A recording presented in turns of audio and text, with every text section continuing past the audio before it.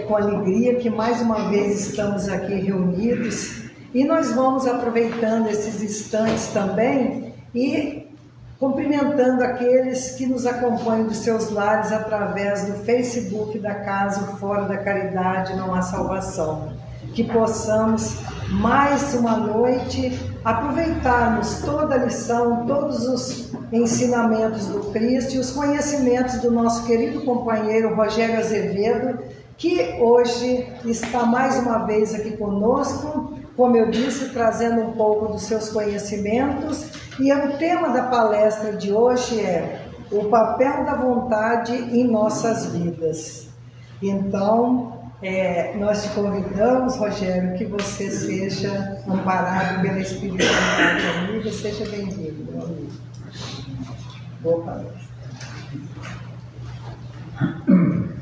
É com renovada alegria que, por mais uma vez, nós podemos juntos estar aqui para refletir, pensar, avaliar nossa vida com seriedade, porque sempre essa alegria de entusiasmo semanal que pode nos trazer um sentimento um pouco de estímulo na nossa vida, sempre é necessário que nós façamos essa avaliação com carinho.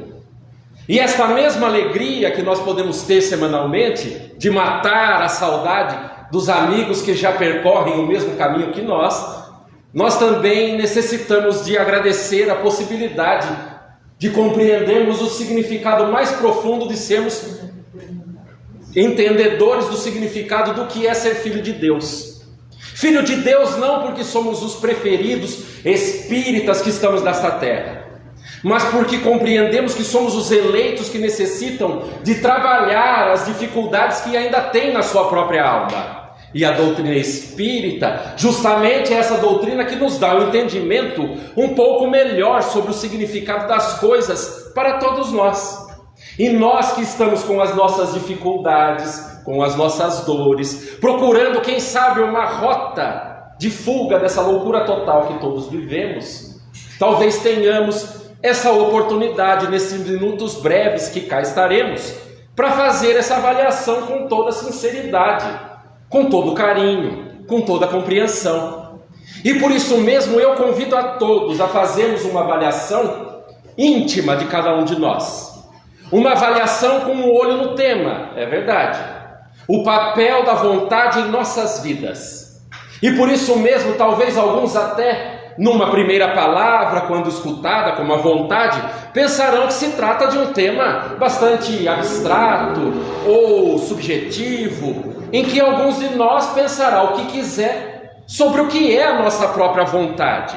Porque esse motor que nos guia a fazer o que cada um de nós quer com sua própria vida é necessário de ser entendido para que a gente compreenda se o caminho que seguimos está correto ou precisa de uma correção de rota. Mas entender a vontade, sabendo que este é um tema relativamente subjetivo, que nos leva a questionamentos internos, convida-nos a todos, inicialmente, a olhar para dentro de nós mesmos.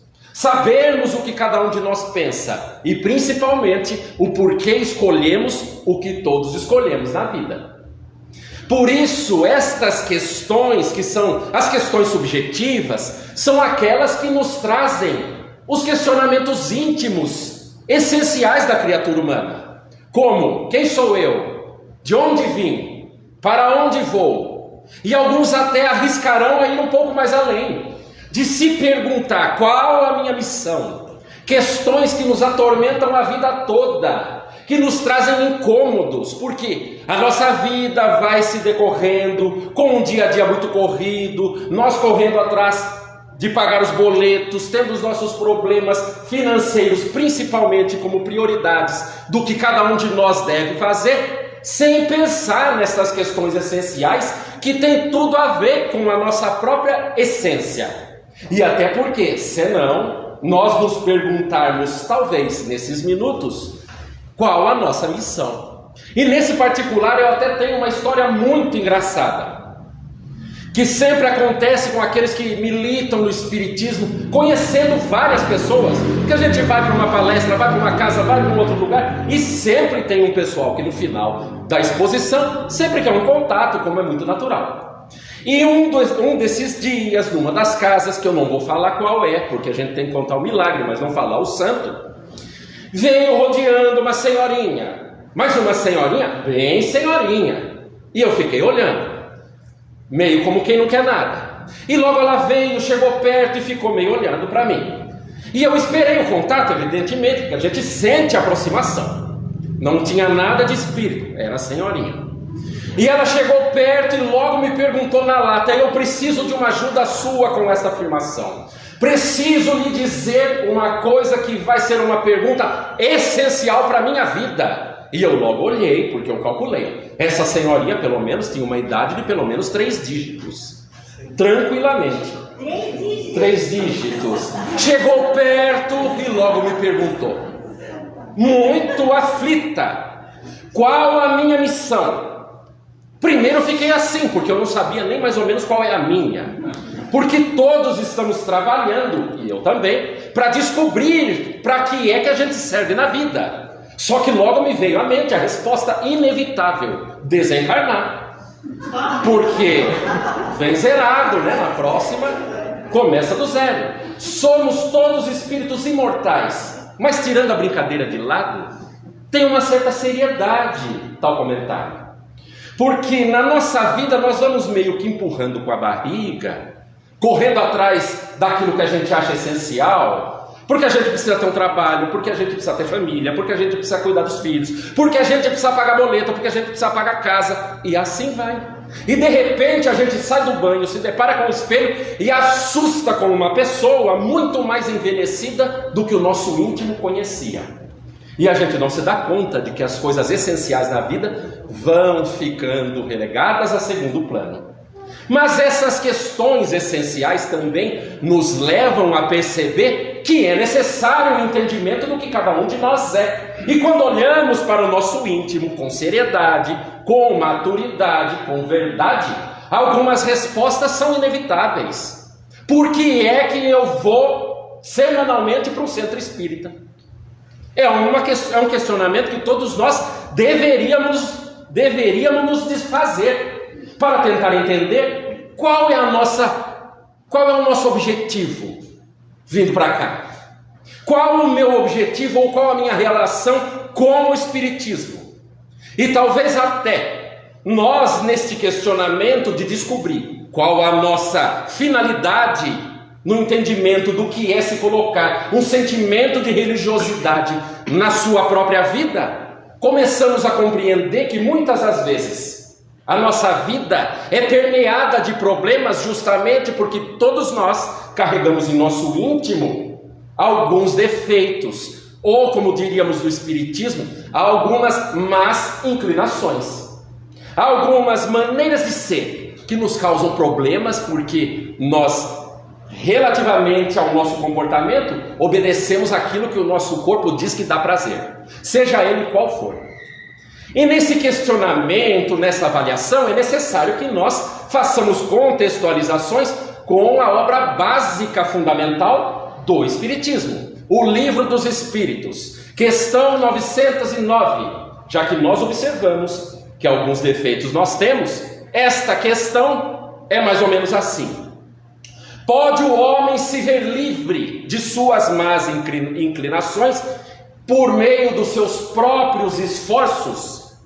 E eu confesso que na primeira vez que eu me deparei com esta questão, eu até esperei de antemão uma resposta mais ou menos assim: olha, até pode, mas tenha fé em Deus, continue firme, é muito difícil, talvez nem todos consigam. Eu esperava um negócio assim.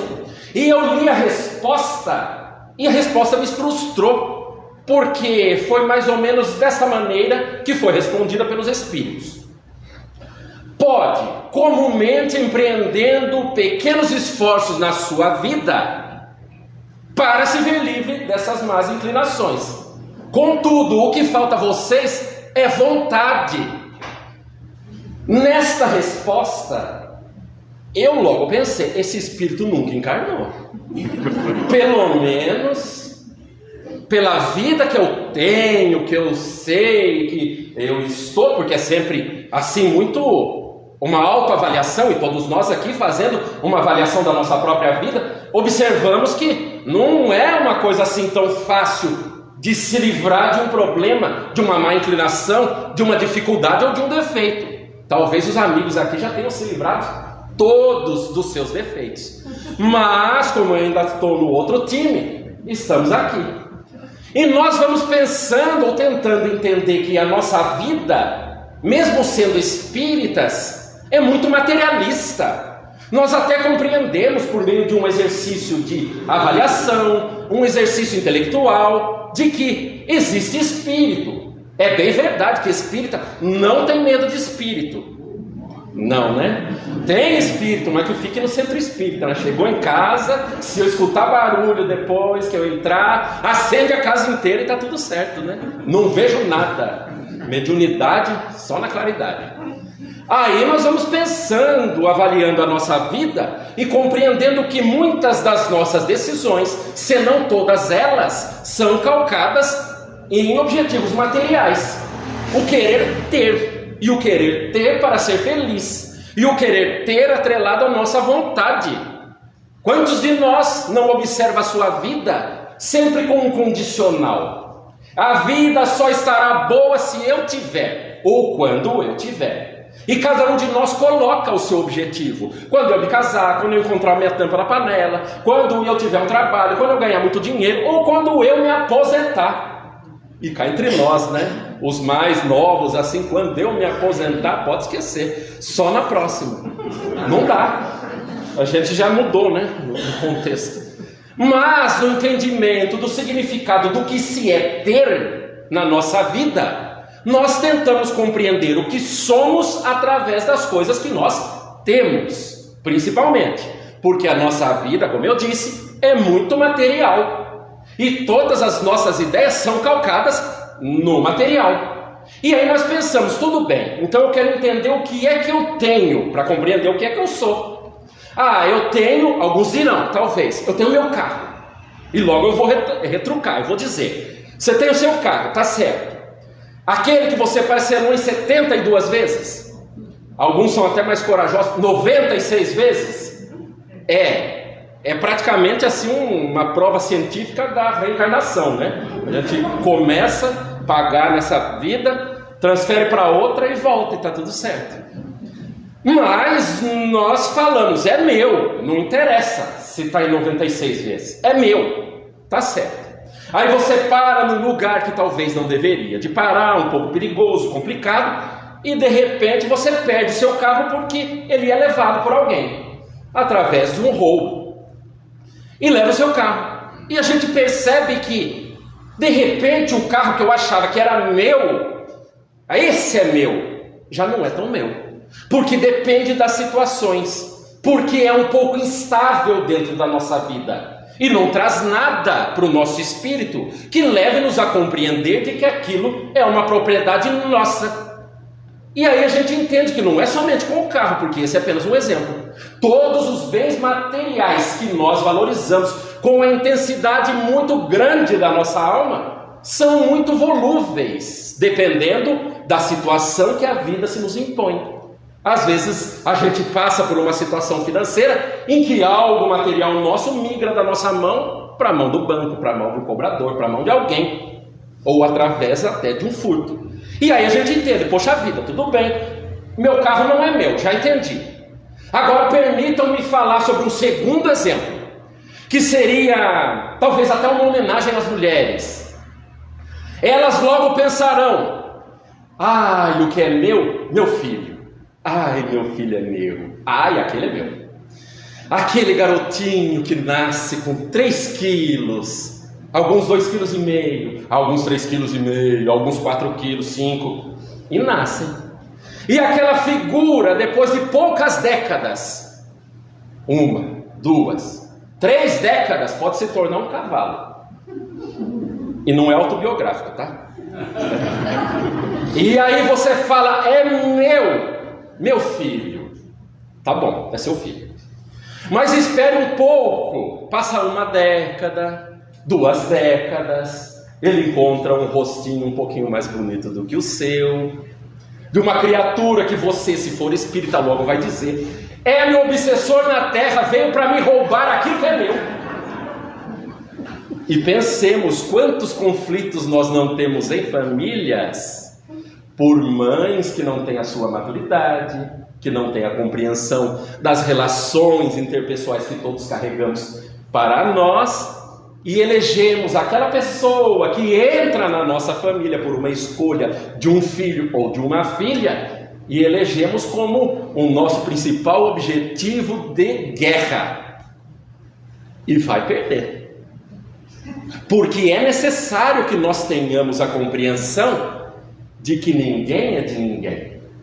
Justamente poderíamos até trazer uma frase de Khalil Gibran: nossos filhos são filhos da ânsia da vida. E como espíritas necessitamos de compreender que essa frase tem tudo a ver conosco, justamente porque todos nascemos e renascemos em posições distintas por um processo de aprendizado. Às vezes em famílias terríveis, em que a gente fala: não sei como eu nasci nessa família.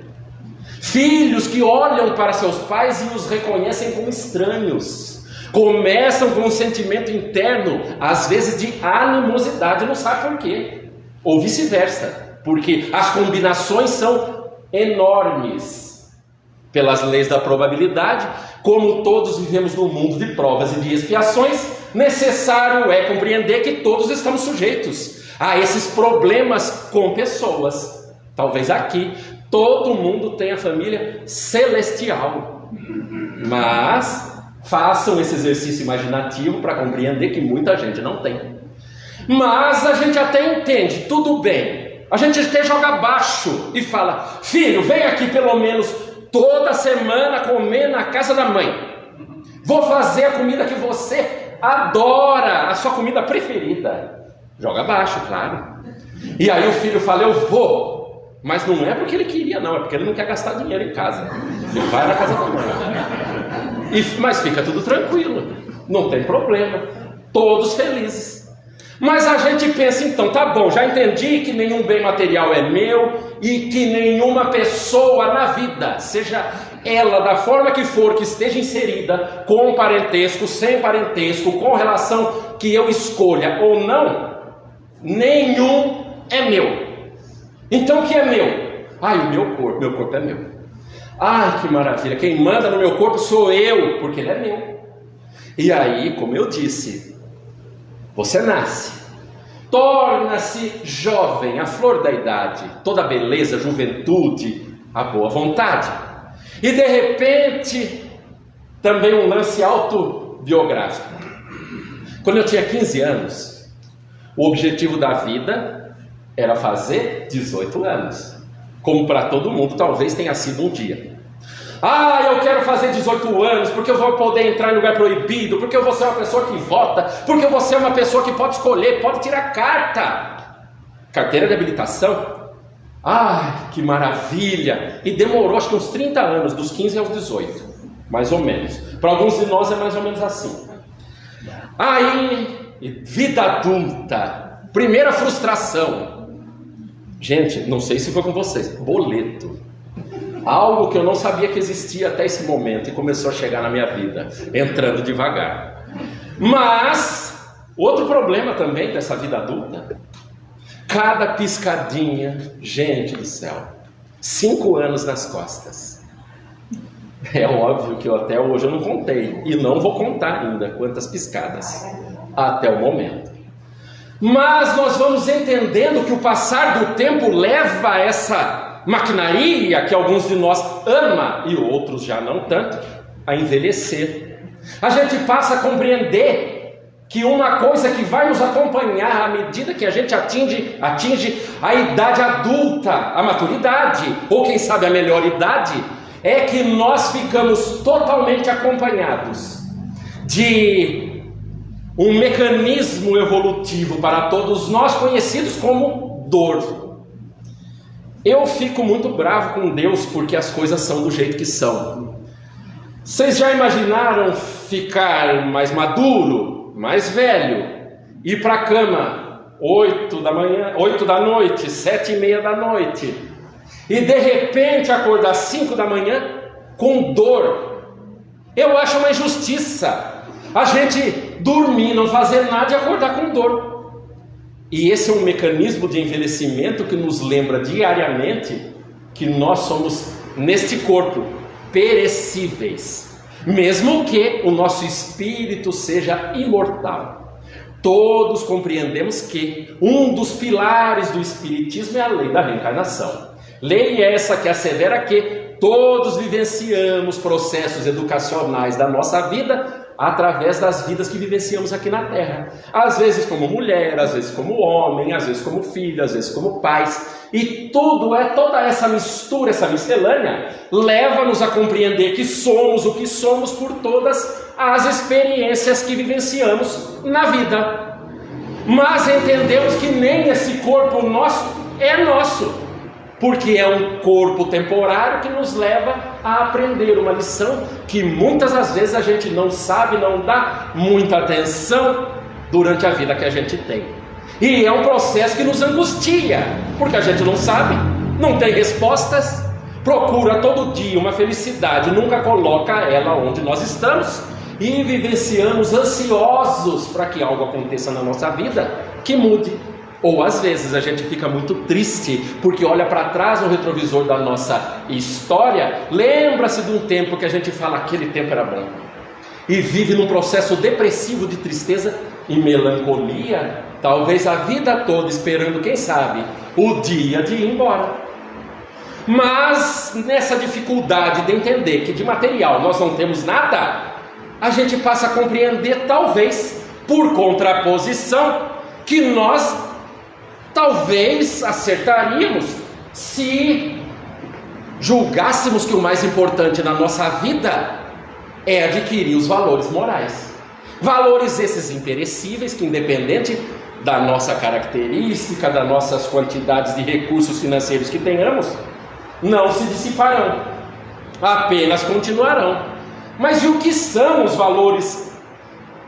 Esses valores que falamos, os valores morais, quais são eles? E falaremos deles também, que são as características do Espírito, que também contido na obra O Livro dos Espíritos, nos embasam um entendimento um pouco melhor sobre o significado da doutrina, tentando entender o que cada um de nós é em essência.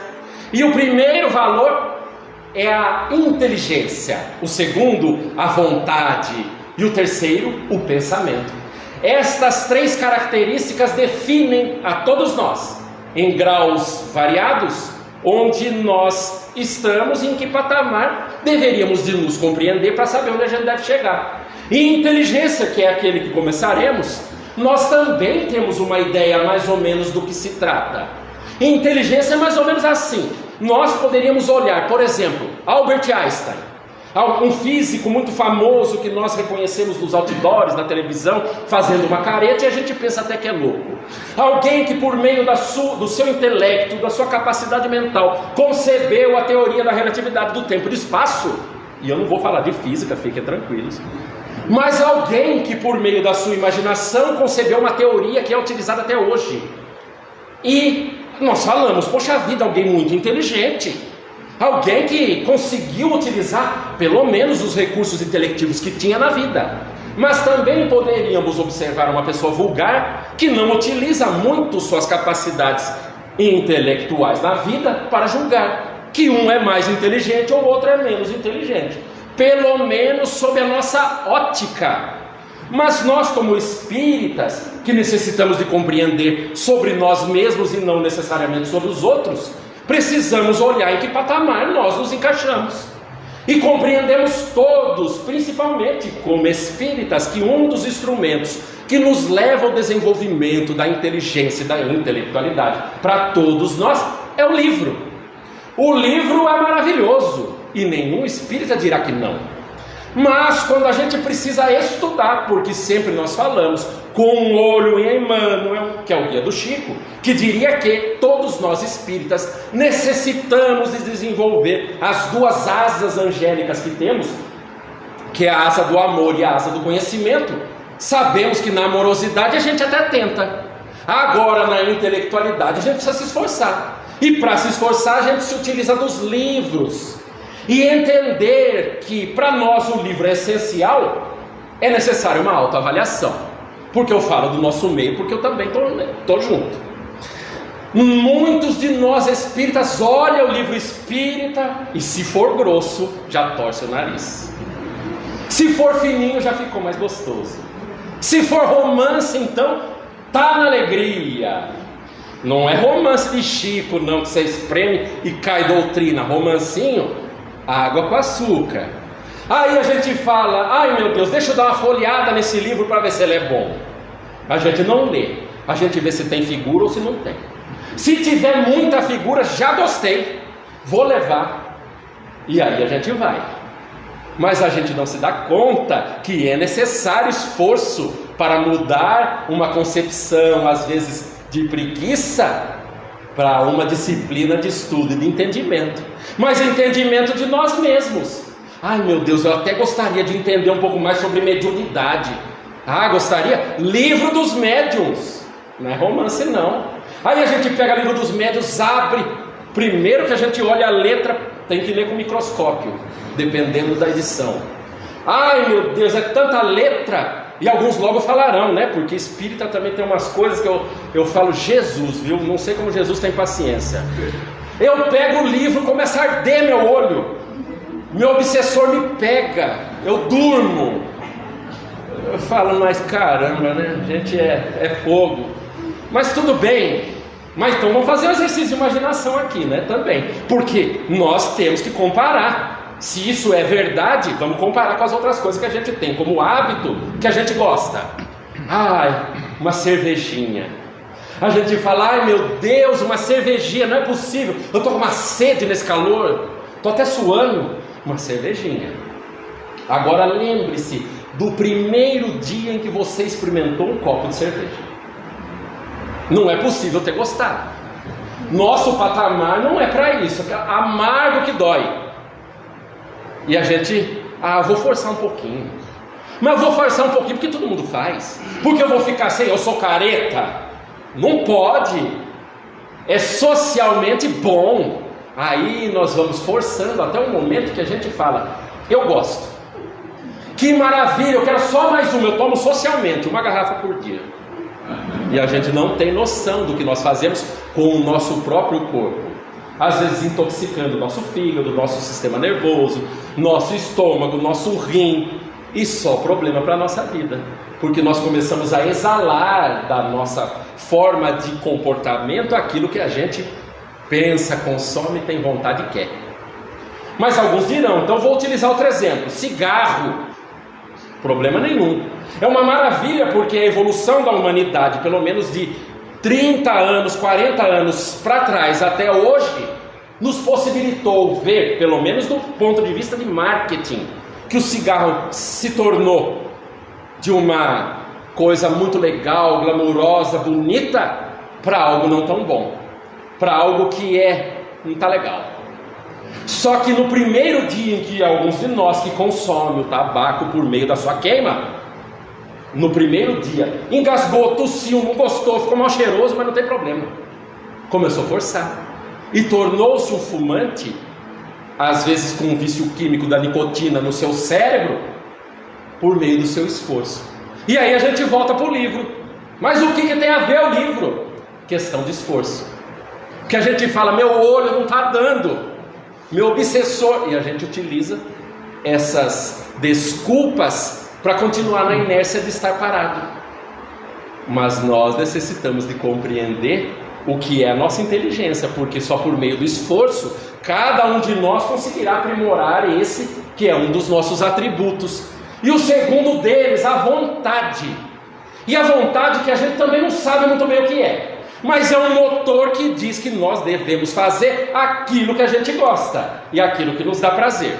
E eu vou trazer também um exemplo para a gente entender mais ou menos onde nós estamos. Alguns de nós que já têm uma certa idade, uns cabelinhos brancos, se for homem, claro, né? Mulher, tudo cabelinho bonitinho, porque usa os produtos que mantêm a cor. Nós homens, que vamos ficando com o cabelinho branco, a gente já viu muita coisa na nossa vida que já passou.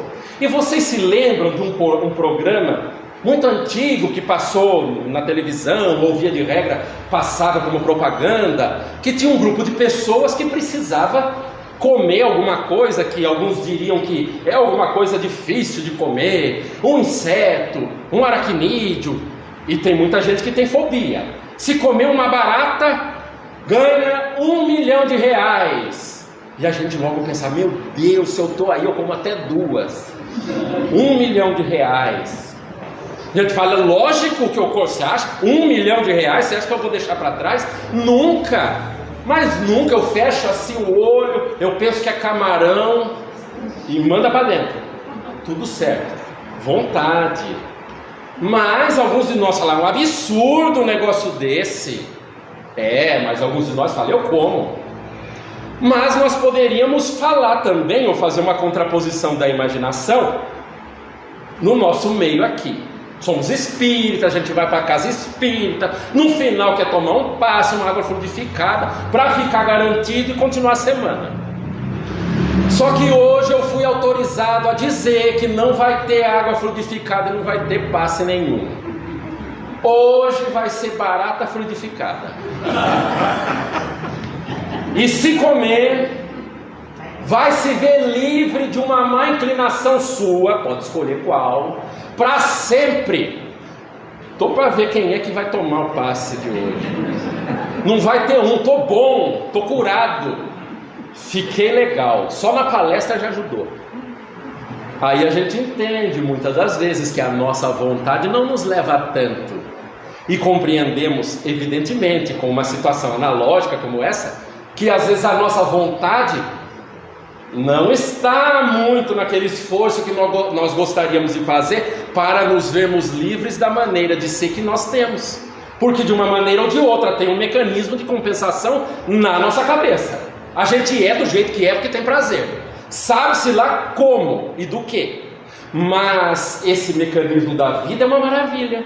Porque ao mesmo tempo que essa vontade nos dirige aos buracos da vida que a gente cai, Deus também nos deu aquele primeiro atributo chamado inteligência.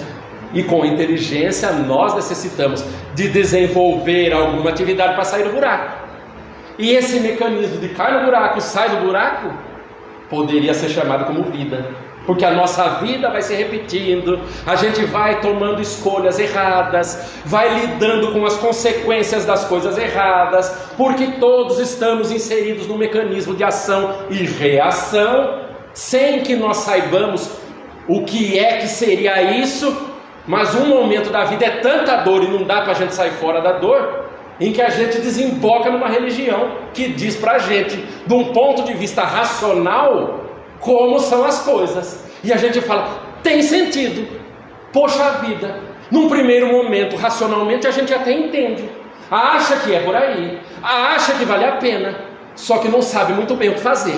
Então lida ainda com a consequência, escolhe errado com consciência, adquire um pouco mais de débito de novo e se reergue novamente. E nós vamos nesse ciclo até um momento que a gente fala, olha, cansei de ser teimoso. É a nossa vida, e sem problema nenhum. E nesse momento que a gente cai, entra no buraco, sai do buraco, a gente fica praguejando contra Deus e falando, não sei o que eu fiz para Deus. Fez nada. A gente nem capacidade de fazer alguma coisa para Deus tem, porque Deus implantou suas leis e nós aqui nascemos apenas lidando com isso que talvez seja o maior presente que nós recebemos em vida, livre-arbítrio. E a gente escolhe, pode escolher? Pode escolher, não tem problema nenhum, mas tem que lidar com a consequência da escolha. É a única regra de ouro em que todos nós necessitamos de aprender o que é que nós somos. Puxa vida, então tem tudo a ver o que é vontade. Legal, entendi, bacana. Então vou para o pensamento. E o que é o pensamento? Diriam alguns psicólogos, estudiosos da modernidade, que o pensamento é uma excreção do cérebro, É algo que sai do cérebro e que faz com que nós pensemos. Diriam os estudiosos que nós, como criaturas pensantes que somos, temos 90 mil pensamentos por dia. Eu não sei nem como contar um negócio desse. Mas 85 mil desses mesmos pensamentos são pensamentos repetitivos, depressivos, inúteis para a nossa vida e para o nosso bem viver. E 5 mil são aqueles úteis que a gente tira proveito de alguma maneira para nos melhorarmos, para escolhermos um novo rumo na nossa vida. Mas pensamento também é uma característica que nós temos que faz com que nós sintonizemos com pessoas mais ou menos similares a nós, afins. E a afinidade pode ser tanto para o bem quanto a afinidade para o mal. Se eu gosto de aprontar, eu vou encontrar pessoas exatamente com essas características na minha vida, porque todos estamos com as nossas antenas ligadas. Mas de qualquer maneira, se eu sou espírita, se eu estou trabalhando, se eu estou no bem, se eu quero fazer o bem, errando muitas das vezes, quase sempre, mas tentando fazer o bem, é natural que nessa caminhada eu encontre pessoas que também queiram contribuir de uma maneira positiva para a sua vida e para a vida da sociedade. Poderíamos até falar sobre um exemplo que cá esteve na Terra, que para mim talvez seja o maior exemplo de bondade encarnada, já conhecida, para mim, nesta encarnação. Chico Xavier. Os mais novinhos não saberão quem é. Procura no YouTube e você vai ver a pessoa, talvez a maior antena mediúnica do nosso século passado. Chico Xavier é do tipo de pessoa assim, que quando a gente olha, a gente não fica indiferente, é semelhante a Jesus, dadas as proporções. Claro que Jesus é a perfeição, Chico foi um pouquinho mais que nós, e a gente observa os dois. E Chico, como era bondade em pessoa, causava sentimentos nas outras pessoas, muitas vezes sentimentos de antipatia e às vezes sentimentos de simpatia. Quem gostava amava, não dava para ficar indiferente àquela pessoa, e quem não gostava odiava, porque mexia com a sua bagagem interna.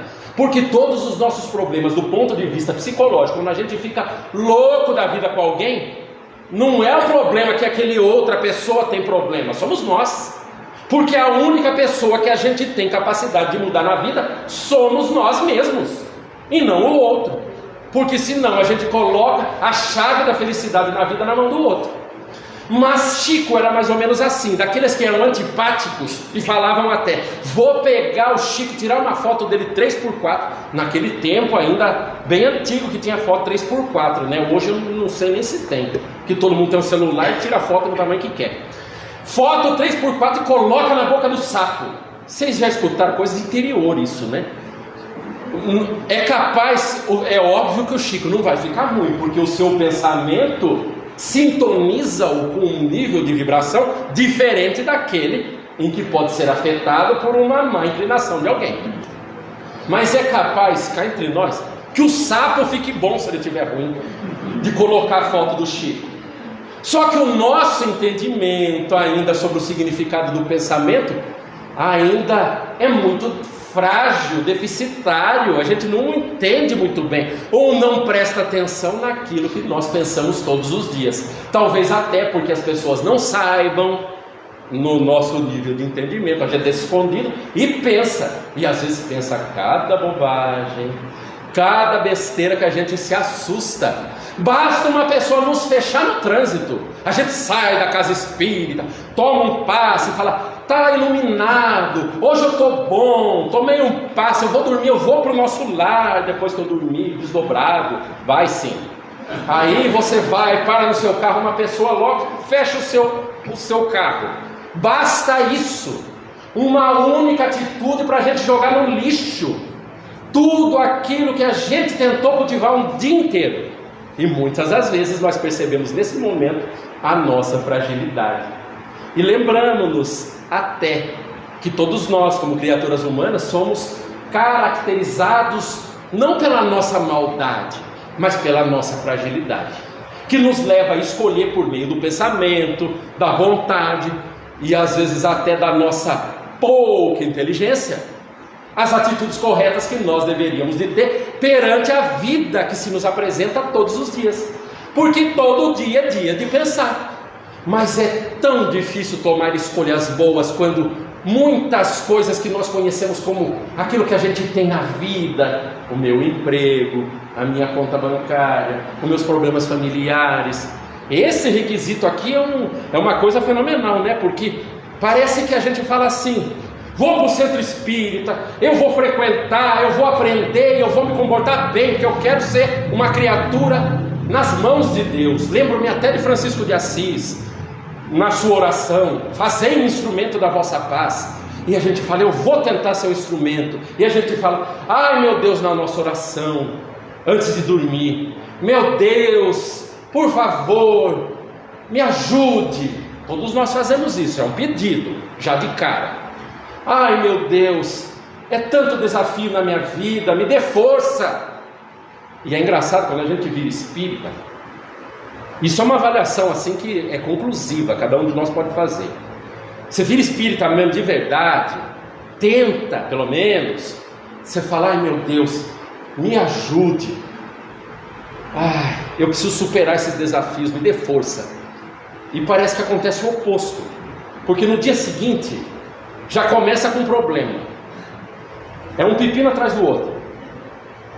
Acontece comigo. Ai meu Deus, me dê sabedoria. E aí Deus começa a colocar aquele pessoal legal. Todo dia é o primeiro que vem, você já sabe. Quer pedir sabedoria? Está chamando. Alguns dirão: bate na madeira, né? Para não. Mas alguns dirão: ai meu Deus, por favor, me dê paciência. E aí que Deus faz com a sua vida? Coloca uma sogra, né? Brincadeira, né? As sogras são muito legais, né? Equivale a piadinha. Mas a gente começa a entender que todo aquele que quer atingir a perfeição, seja em que contexto da vida for, necessita de compreender que é necessário esforço, que é necessário treino, que é necessário superação.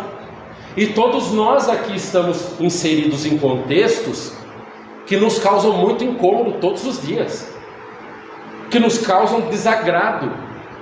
E a gente, na nossa infantilidade, perante a nossa relação com a divindade, pede que pare, porque ninguém gosta de sentir dor, ninguém gosta de sentir incômodo, e principalmente um incômodo que a gente não sabe quando vai acabar. Esse é o principal problema, é incômodo todo dia, é a única certeza da vida.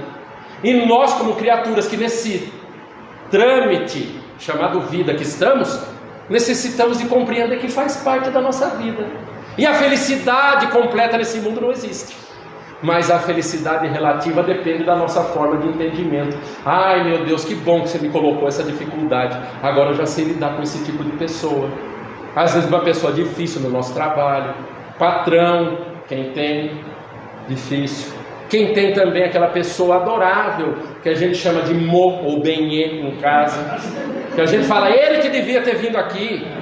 Não é não, é você, que você já está um solo fértil para poder absorver algumas coisas e compreender que através de você vai florescer aquele fruto que é ele que vai comer.